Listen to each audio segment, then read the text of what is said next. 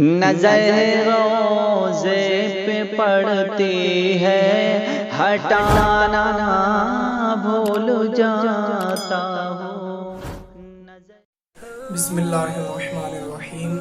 اللہ کے نام سے شروع جو نہایت مہربان اور رحم والا۔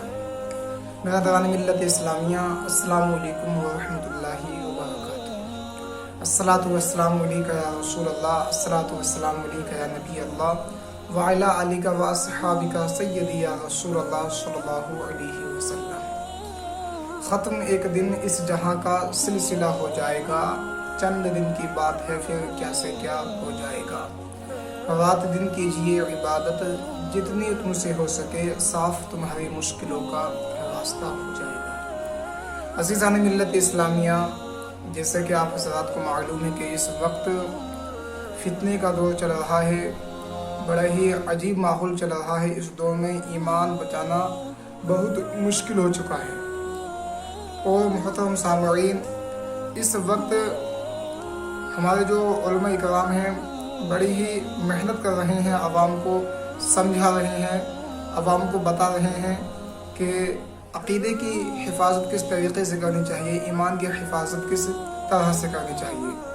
لیکن عوام کا معاملہ کیا ہے؟ عوام عالموں کو اس قدر گالیاں دے رہی ہیں کہ جناب فلاں عالم صاحب تو ایک پروگرام کے اتنے پیسے لیتے ہیں، فلاں عالم صاحب ایک پروگرام کے اتنی سیلری لیتے ہیں، طرح طرح کی باتیں لوگ پیش کرتے ہیں کہ وہ مولانا اتنے پیسے لیتے ہیں، وہ مفتی صاحب اتنے پیسے لیتے ہیں۔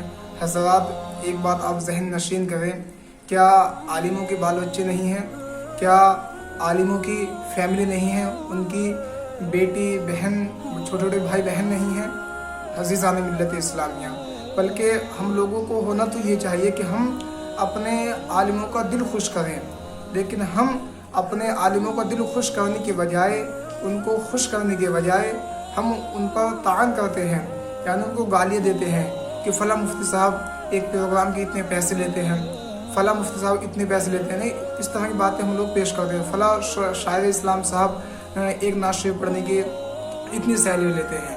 حضرات، آپ لوگ اس بات کو یاد رکھیں، وہ نعت شریف پڑھنے کے یا تقریر کرنے کے پیسے نہیں لیتے، بلکہ وہ اپنے جو ان کے اخراجات ہیں، جو ان کی محنت ہے، وہ اس کی تنخواہ لیتے ہیں۔